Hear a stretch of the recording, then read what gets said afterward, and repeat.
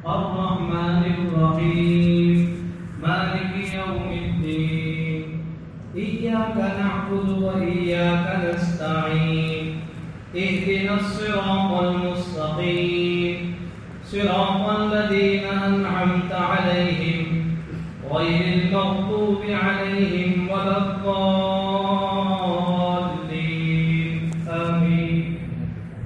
اللهم صل على سيدنا ومولانا محمد وعلى آل سيدنا ومولانا محمد مبارك وسلم.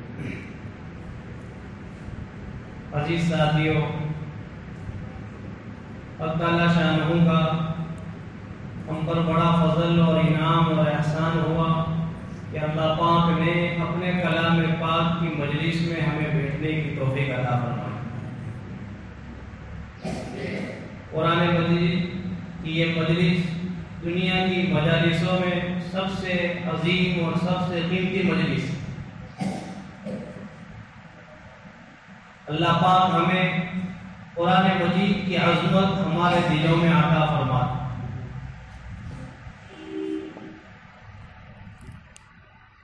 جب بھی آدمی قرآن پڑھتا ہے تو قرآن کی تلاوت سے پہلے اعوذ باللہ اور بسم اللہ پڑھتا ہے.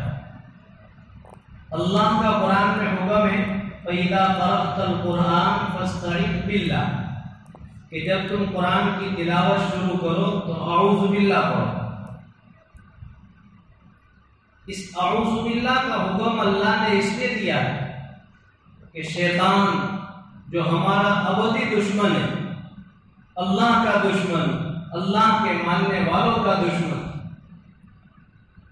وہ اس تلاوت کے دوران نہ جانے کیا کیا وسوسے ڈالے گا.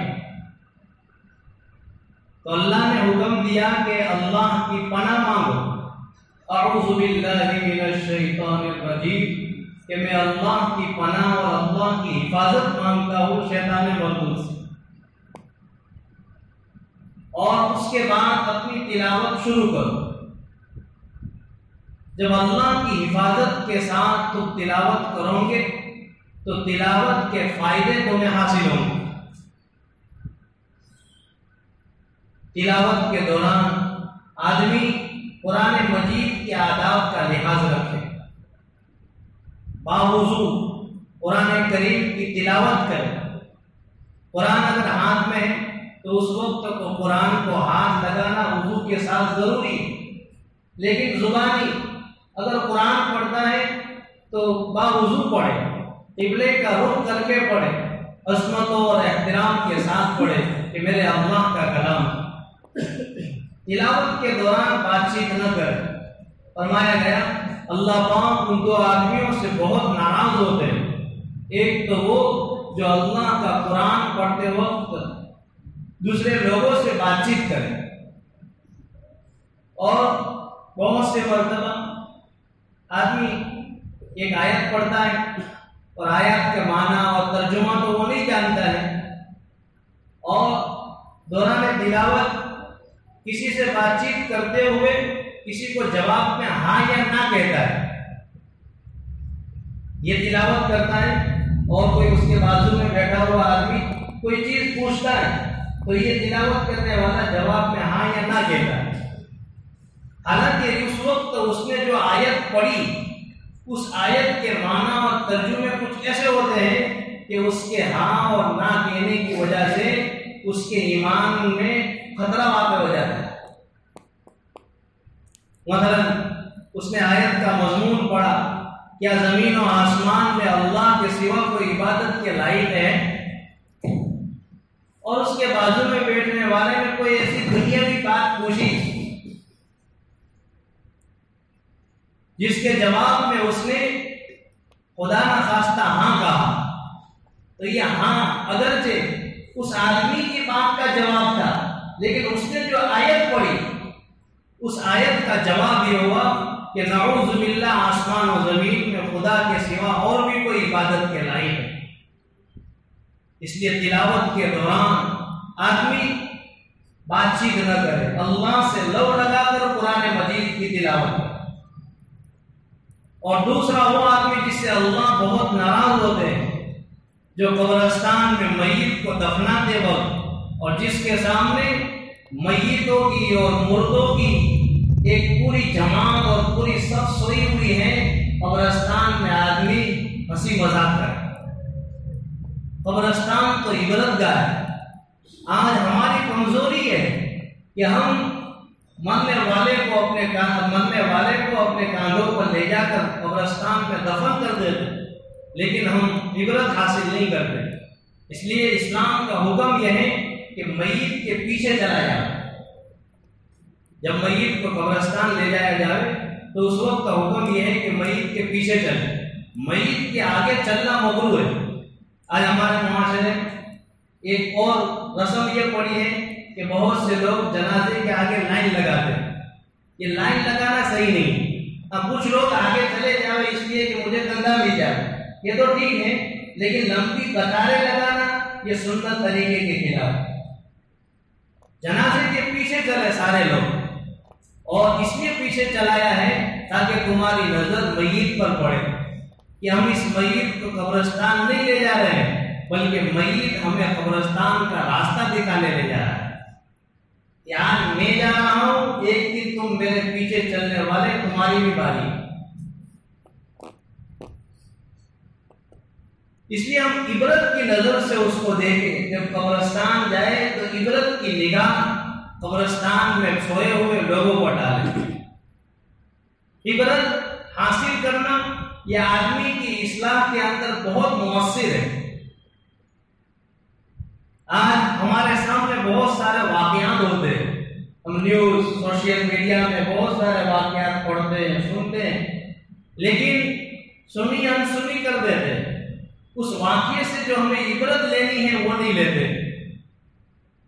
ایک صاحب کے گھر میت ہوئی تو اس گھر کے بازو میں رہنے والے پڑوسی نے اپنے بچوں سے یوں کہا کہ ہمارے پڑوس میں میت ہوئی ہے، لہذا 3 دن تک یہ ٹیلی ویژن بند رہے گا۔ بچوں نے کہا ابا جان آپ کی بات صحیح ہے، بازو میں میت ہوئی ہے تو ہماری ٹی وی بند رہے، لیکن دوسرے دن جس گھر میں میت ہوئی تھی اسی گھر میں ٹی وی کی آواز آنے لگی۔ یہ اس لیے کہ ہم نے عبرت نہیں لی۔ خیر، شیطان سے پناہ مانگنے کا اللہ کا حکم ہے کہ جب قرآن کریم کی تلاوت شروع کرو تو شیطان مردود سے پناہ مانگو اور اس کے بعد اپنی تلاوت کو شروع کرو۔ شیطان کی مثال اللہ علیہ قاری رحمۃ اللہ علیہ فرماتے ہیں اس کتے کی طرح ہے جو کسی بڑے شیخ کے بنگلے کے باہر ہوتا ہے اور آنے والے مہمانوں سے بھونکتا ہے۔ تو آنے والے مہمان اس ملنے والے شیخ سے کہتے ہیں کہ تمہارا کتا ہمیں بھونکتا ہے، تو شیخ باہر نکل کر کچھ ایسے کوڑ کے الفاظ استعمال کرتا ہے کہ کتا دم ہلانے لگتا ہے۔ شیطان بھی انسانوں کا کھلا دشمن ہے، یہ اللہ تک ہمیں پہنچنے نہیں دیتا ہے۔ اللہ تک پہنچنے کے لیے اور اللہ کی ملاقات کے لیے ہمیں اللہ سے کہنا پڑے گا۔ جیسے وہ آنے والے لوگ اس سیٹ کو کہتے ہیں کہ تمہارے دروازے میں داخل ہونے کے لیے ہمیں اس کتے سے بچاؤ۔ ہمیں اللہ تک پہنچنے کے لیے، اس دشمن سے بچنے کے لیے اللہ سے کہنا پڑے گا اللہ اس دشمن سے ہم کیسے بچیں؟ تو اللہ نے ہمیں گویا ایک کوڈ کے الفاظ عطا فرمائے کہ یہ کلمات پڑھو، یہ کتا تمہیں نہیں بھونکے گا۔ وہ الفاظ کوڈ کے اعوذ باللہ من الشیطان الرجیم، بڑا مؤثر کلمہ۔ اس لیے تلاوت کے شروع میں پوری امت کا اجماع اعوذ باللہ کا پڑھنا سنت ہے، نماز میں بھی، نماز کے باہر بھی، جب بھی قرآن کریم کی تلاوت کرے اعوذ باللہ پڑھو۔ اس کے بعد بسم اللہ الرحمن الرحیم والی آیت، بسم اللہ الرحمن الرحیم یہ قرآن کریم کی ایک آیت ہے، قرآن مجید کا ایک جز ہے۔ جس طرح پورے قرآن مجید کا ہم احترام کرتے ہیں، بسم اللہ والی آیت کا احترام اتنا ہی واجب ہے۔ قرآن کو بغیر وضو چھونا جائز نہیں. اسی طرح بسم اللہ والی آیت کو بغیر وضو کے چھونا جائز نہیں. بسم اللہ کی ہم لوگ تختی بناتے، دروازے پر لگاتے، دکانوں میں لگاتے، تو یہ قرآن کی آیت ہے، اس کو بغیر وضو کے چھونا جائز نہیں ہے. قرآن مجید میں اللہ پاک نے یہ بسم اللہ 2 صورتوں کے درمیان فصل کرنے کے لیے اتاری ہے. یہ بسم اللہ الرحمن الرحیم، اس کا ترجمہ ہوتا ہے شروع کرتا ہوں میں اس اللہ کے نام سے، اس اللہ کے نام کی مدد سے، شروع کرتا ہوں میں اس اللہ کے نام کی برکت سے جو بڑا مہربان نہایت رحم کرنے والا ہے. بسم اللہ الرحمن الرحیم کا ایک عظیم فلسفہ اللہ کے نبی علیہ السلام نے ہمیں عطا فرمایا. آپ نبی بنائے جانے سے پہلے بھی اللہ کا نام لے کر ہر کام کو شروع کرتے تھے. آپ اس آیت کے اترنے سے پہلے یوں کہتے تھے بسمک اللہم. آپ کوئی کام کرنے جاتے تو آپ یوں فرماتے بسمک اللہم، اللہ کے نام سے. لیکن جب یہ آیت بسم اللہ والی اتری تو پھر آپ ہر کام کو بسم اللہ سے شروع فرماتے. خدا آپ کا ارشاد ہے کل امر ذی بال لم یبدأ بسم اللہ فہو اخطأ. ہر وہ عظیم الشان کام چاہے دنیاوی ہو یا اخروی ہو، بسم اللہ سے اگر شروع نہ کیا جاوے تو وہ ناقص، ادھورا، گم بریدہ رہتا ہے. شریعت نے بعض جگہ بسم اللہ پڑھنے کو صرف مستحب اور سنت نہیں بلکہ بعض جگہ بسم اللہ پڑھنے کو واجب کہا ہے.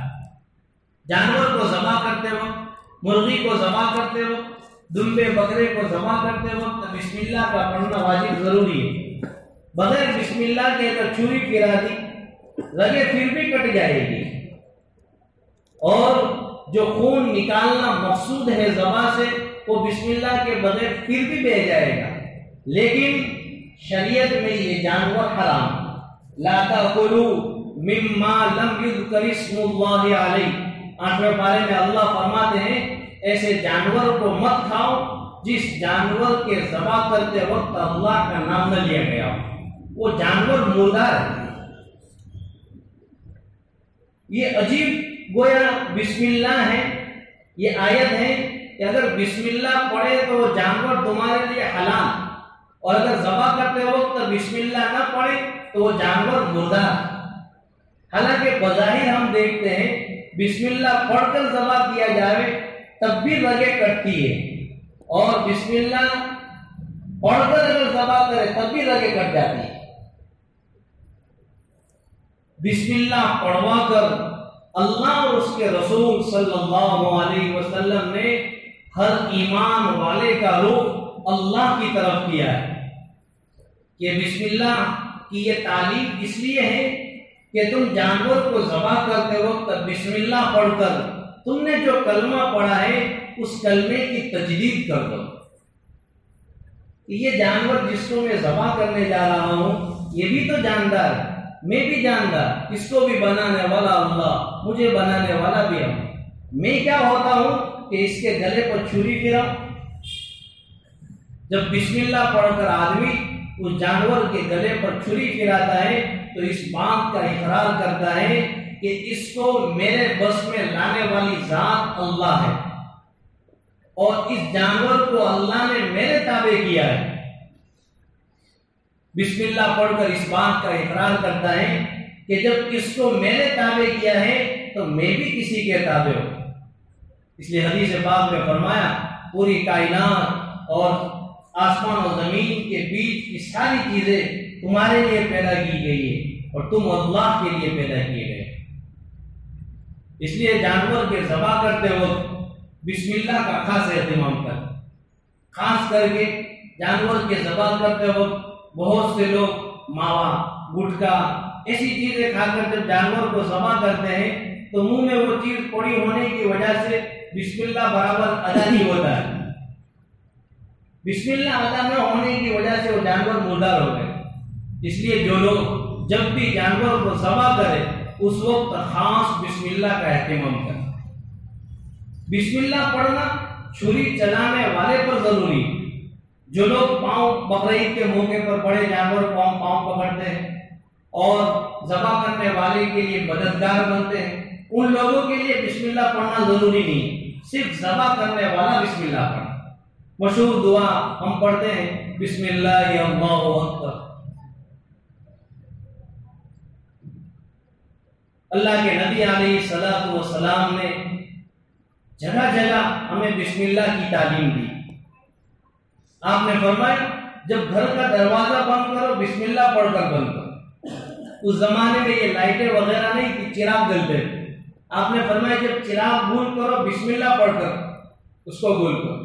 کسی برتن پر کوئی ڈھکنا ڈھکو تو بسم اللہ پڑھ کر، سواری پر سوار ہو بسم اللہ پڑھ کر، جب وضو شروع کرو بسم اللہ پڑھو۔ علماء نے لکھا ہے جب آدمی وضو کے شروع میں بسم اللہ پڑھتا ہے تو وضو کے ساتھ ساتھ وضو کرنے کی وجہ سے اس کے چہرے، اس کے ہاتھ پیر میں گرد و غبار، میل کچیل جو ہوتا ہے وہ ظاہر میں دور ہوتا ہے، لیکن بسم اللہ اور وضو کی دعا کے پڑھنے کی وجہ سے اللہ باطن کے میل کچیل یعنی گناہوں کو ختم کرتا ہے۔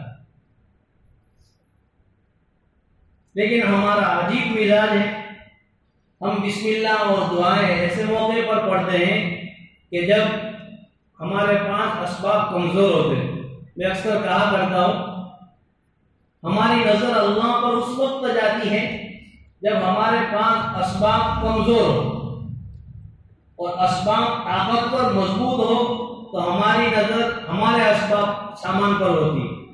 ایک آدمی کو کہیں سفر میں جانا ہو، دور دراز کا سفر ہو، اور جس گاڑی سے وہ سفر کرنے والا ہے وہ گاڑی نہایت کمزور گاڑی، پرانی گاڑی، آدمی کے پاس خرچ کرنے کے لیے پیسے جیب میں اتنے نہیں، ڈیزل ٹنکی خالی ہو اور اس کے گاڑی کے بل سب گھسے ہوئے ہو، راستہ بہت خطرناک اور اچھا راستہ نہ ہو، تو جب آدمی گھر سے نکلتا ہے تو بسم اللہ، سفر کی دعا، آیت الکرسی اور حفاظت کی جتنی دعائیں سب پڑھتا ہے کہ اللہ مجھے میری منزل مقصود تک صحیح سلامتی کے ساتھ پہنچا دیں۔ اس لیے کہ اسباب سب کے سب کمزور، ڈھیلے اسباب ہیں، تو اللہ یاد آتا ہے اور ہم سب دعائیں پڑھتے ہیں۔ لیکن اگر اس کے برخلاف اگر اسباب طاقتور ہو، جس گاڑی سے ہمیں سفر کرنا ہو وہ نہایت مضبوط گاڑی ہو، نئی گاڑی ہو، آدمی کے جیب میں وزن ہو، پیسوں سے بھرا ہوا ہو، ڈیزل ٹنکی فل ہو، تو جب آدمی اس گاڑی کی سیٹ پر بیٹھتا ہے تو سفر اور بات کی دعائیں تو دور کی بات، بعض مرتبہ بسم اللہ پڑھنا بھول جاتا ہے۔ اس تکبر اور غرور کے ساتھ گاڑی کی سیٹ پر بیٹھتا ہے کہ میرے پاس تو سارے اسباب مضبوط ہیں، بلکہ ایمان والوں کو یہ حکم ہے اسباب چاہے کمزور ہو طاقتور ہو، تمہاری نظر تو ہر وقت اللہ پر رہنی چاہیے۔ پھر اللہ کیا کرتا ہے کہ کمزور اسباب والے کو اللہ منزل مقصود تک پہنچا دیتے ہیں، اور اس غرور تکبر کرنے والا بعض مرتبہ اپنے پر نظر رکھنے کی وجہ سے اللہ اسے راستے کے بیچ میں اتار دیتا ہے۔ اس لیے آج کی اس مجلس میں ہم اس بات کا ارادہ کریں کہ ہم بسم اللہ الرحمن الرحیم کو اپنی زندگی کا ایک خاص وظیفہ بنا دیں۔ ہر کام کو شروع کرتے وقت ہم بسم اللہ پڑھیں گے۔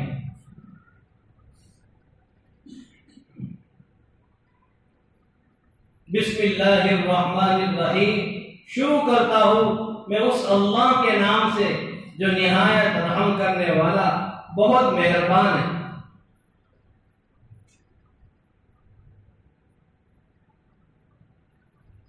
نماز میں سورہ فاتحہ شروع کرنے سے پہلے اعوذ باللہ کے بعد بسم اللہ پڑھنا پہلی رکعت میں واجب ہے۔ امام کے پیچھے نہ ہو، ہم سنتیں پڑھتے ہو، نفلیں پڑھتے ہو، وتر نماز پڑھتے ہو، یا فرض جماعت اگر ہماری رہ گئی تو اس وقت ثنا کے بعد اعوذ باللہ کے بعد بسم اللہ پڑھنا واجب ہے۔ اور سورہ فاتحہ کے ختم کرنے کے بعد جو ہم سورت ملاتے ہیں، سورہ فاتحہ اور سورت ملانے کے درمیان میں بسم اللہ پڑھنا مسنون نہیں، بسم اللہ نہیں پڑھنی چاہیے۔ اگر پڑھ لی کسی نے کوئی حرج نہیں، لیکن بہتر یہ ہے کہ سورہ فاتحہ کے بعد آمین اور سورت شروع الم ترى یا انا اعطینا جو بھی سورت پڑھنی. پھر دوسری رکعت میں ہم جب سورہ فاتحہ پڑھیں گے تو بسم اللہ کے ساتھ پڑھنا سنت ہے. اعوذ باللہ نہیں پڑھیں گے، بسم اللہ الرحمن الرحیم.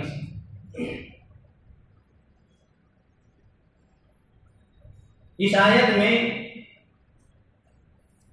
اللہ پاک نے ایک تو اپنا ذاتی نام کا ذکر فرمایا، لفظ اللہ، یہ اللہ کا ذاتی نام ہے، اور اللہ کے صفاتی نام 100 سے زائد. وَلِلَّهِ الْأَسْمَاءُ الْحُسْنَى، اللہ کے بہت سے اچھے اچھے نام ہیں. اللہ خالق ہے، اللہ رازق رزاق ہے. اللہ، یہ علماء نے لکھا ہے کہ اس میں اعظم ہے. اللہ کے ناموں میں سب سے بڑا اور جامع نام وہ لفظ اللہ. اللہ کسے کہتے ہیں؟ اللہ اس ذات کو کہتے ہیں، اللہ اس ذات حق کو کہتے ہیں جو تمام کمال کی صفات کی جامع ہے. اللہ کے اندر کمال کی اور اچھی جتنی بھی صفتیں ہیں وہ ساری کی ساری اللہ میں موجود ہیں. اور اللہ ہر نقص ہر عیب سے پاک ہے. اور اللہ اس ذات حق کو کہتے ہیں کہ جو صفت ربوبیت کے ساتھ متصف ہے، یعنی اللہ رب ہے، اللہ معبود ہے. اور اللہ کے بعد اللہ کے دو صفتی نام الرحمن اور الرحیم. الرحمن کے معنی ہے وہ ذات کہ جس کی رحمت سب پر ہے، اور رحیم اس ذات کو کہتے ہیں جس کی رحمت اور جس کی مہربانی تام ہے، مکمل ہے. اللہ رحمان بھی ہے، اللہ رحیم بھی ہے، کہ اللہ کی رحمت اور اللہ کی مہربانی دنیا میں سب پر ہے، مومن پر، کافر پر، اپنے ماننے والوں پر، نہ ماننے والوں پر. اللہ کی رحمت کے 100 حصے حدیث پاک میں فرمائے، ان 100 حصوں میں سے اللہ نے رحمت کا ایک حصہ دنیا میں رکھا ہے. اس ایک رحمت کے حصے کی وجہ سے ماں اپنے بچے سے محبت کرتی ہے، جانور اپنے بچوں سے محبت کرتے ہیں. اور اللہ 99 رحمت کے دفتر کل قیامت کے دن اللہ کے نبی علیہ السلام کی امت کے لیے کھولیں گے. رحمان اور رحیم یہ اللہ کی صفت ہے. بسم اللہ الرحمن الرحیم کہہ کر اللہ پاک نے قرآن مجید کے شروع کرنے کا حکم دے کر ہمیں اس بات کی طرف اشارہ کیا ہے کہ جس خدا کا تم کلام پڑھنے جا رہے ہو وہ بڑا مہربان، بڑا رحیم ہے. اس لیے یہ صفات جب اللہ کی ہے تو یہ صفات ہمارے اندر بھی آنی چاہیے کہ اللہ رحمان ہے، رحم کرنے والا.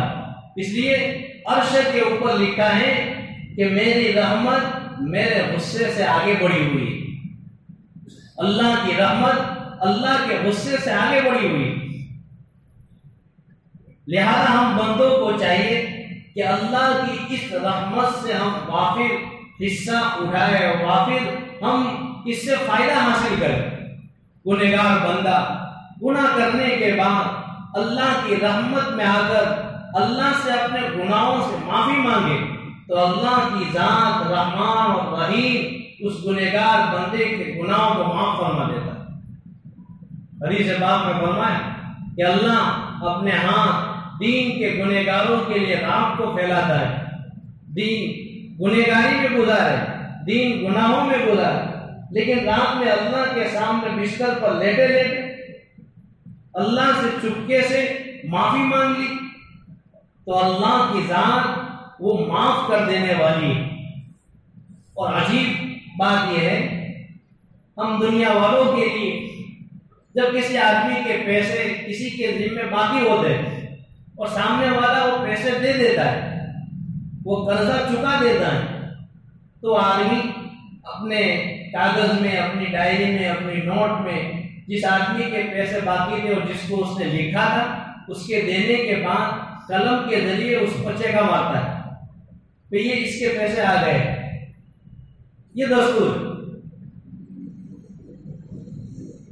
لیکن بندہ جب گناہ کرتا ہے اور اس کے گناہ فرشتے لکھتے ہیں اس کے نامہ اعمال، اور پھر بندہ اس گناہ سے توبہ کرتا ہے، تو اللہ کی شان رحمان اور رحیم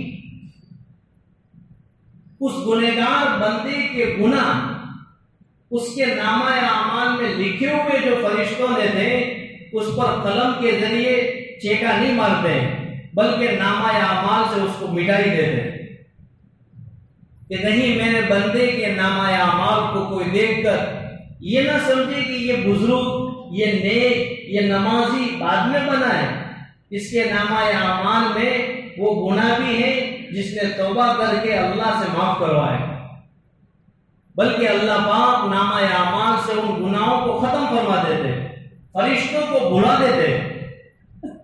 اس لیے آدمی گناہ کرنے کے بعد، گناہ ہو جانے کے بعد اللہ سے معافی مانگے۔ حدیث پاک میں فرمایا استغفر اللہ ربی من کل ذنب واتوب الیہ، رات کو سوتے وقت یہ کلمہ 3 مرتبہ پڑھے، سمندر کی جھانک کے برابر گناہ ہوں گے اللہ معاف فرما دے گا سچے دل سے۔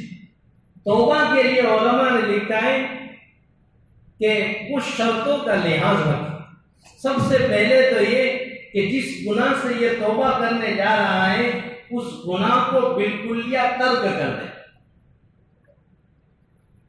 اور اس گناہ کے کرنے کے جو اسباب ہے اس کو ختم کر دے۔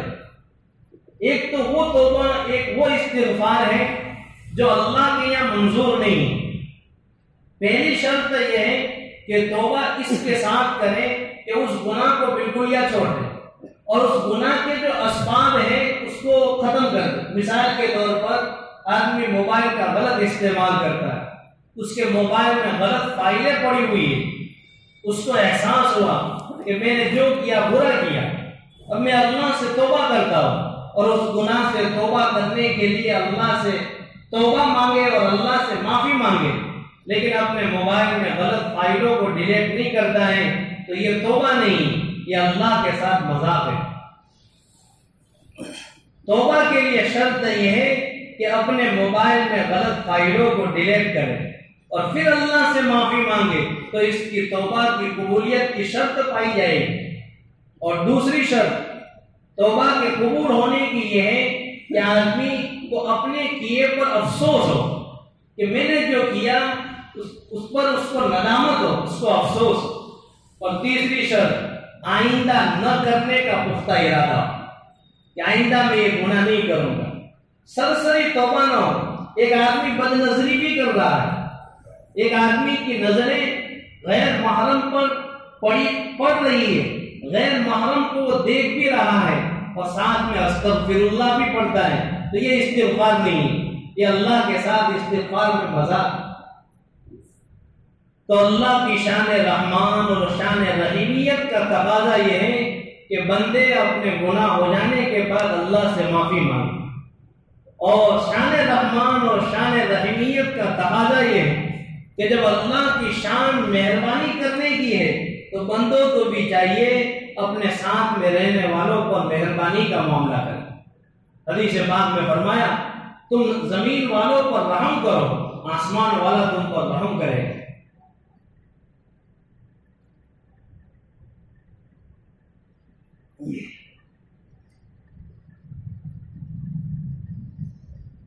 ہماری اسلامی تعلیم تو وہ تعلیم ہے، دنیا کی دوسری قومیں، دوسری تہذیب، دوسرے مذہب کے ماننے والے اسلام کو اور مسلمانوں کو یہ کہہ کر کہ یہ بڑے مجرم ہیں، یہ بڑے آتنکوادی بدنام کیا۔ اسلام جس مذہب کو ہم مانتے ہیں، اسلام نام جس مذہب کا ہے وہ نام بتلاتا ہے کہ اس مذہب میں پوری کی پوری سلامتی ہے۔ اسلام کے معنی ہوتے ہیں سلامتی کے۔ یہ تو وہ مذہب ہے جس مذہب میں انسانوں کے ساتھ مہربانی کا صرف حکم نہیں ہے بلکہ جانوروں کے ساتھ مہربانی کرنے کا اور شفقت برتنے کا حکم ہے۔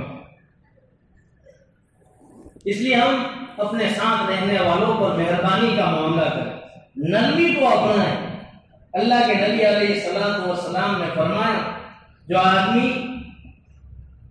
مہربانی سے محروم کیا گیا، یعنی جس کی طبیعت میں گویا مہربانی نہیں ہے، جس کی طبیعت میں نرمی نہیں ہے، تو وہ آدمی ساری خیر ساری بلائی سے محروم کر دیا گیا۔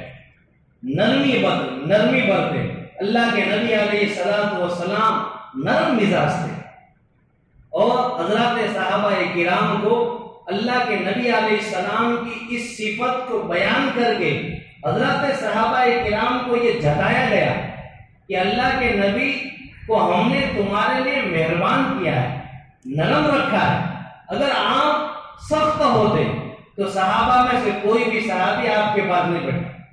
اللہ کے نبی علیہ الصلوۃ والسلام نہایت الحمدی خادم رسول حضرت انس رضی اللہ عنہ کہتے ہیں میں نے اللہ کے نبی علیہ الصلوۃ والسلام کی 10 سال خدمت کی، اور اس 10 سال ایک لمبے عرصے میں خدمت کے دوران بہت سے مواقع ایسے آئے کہ میں آپ علیہ السلام نے مجھے کوئی کام سونپا اور میں کھیلنے میں مشغول ہوں۔ حضرت انس چھوٹے تھے، آپ کسی کام کے لیے بھیجتے تو میں بچوں کے ساتھ مدینے میں کھیلنے میں لگ گیا، لیکن اللہ کے نبی علیہ الصلوۃ والسلام کی نرمی میں نے دیکھی۔ آپ نے کبھی مجھے نہیں مارا، آپ نے کبھی مجھے سخت رویے اور سخت الفاظ سے مجھے ٹوکا نہیں، صرف اتنا کہا کہ انس میں نے تم کو یہ کام دیا تھا، تم نے یہ کام کیا نہیں۔ اس لیے نرمی برتے، باپ ہے اپنے بچوں پر مہربانی، بیوی کے ساتھ مہربانی اور نرم مزاجی سے پیش آئے۔ چھوٹی چھوٹی باتوں میں آدمی اپنے بیوی بچوں پر اتر نہ پڑے، اسلامی تعلیم یہ ہے چھوٹی چھوٹی باتوں پر اب اترنا ہے۔ گلاس گھر میں اگر ٹوٹ گیا، کوئی کپ ٹوٹ گیا، حدیث پاک میں ہے جس طرح انسان کی ایک عمر ہے ان برتنوں کی بھی ایک عمر ہے۔ کپ کے ٹوٹنے پر آدمی اپنے گھر میں قیامت قائم کرتے، یہ اسلامی تعلیم نہیں ہے، بلکہ اس کو برداشت کر لے۔ بیوی سے بچوں سے کوئی چیز کا نقصان ہو گیا تو اس کو برداشت کر لے اور یوں سمجھے کہ اس کی زندگی یہیں تک تھی۔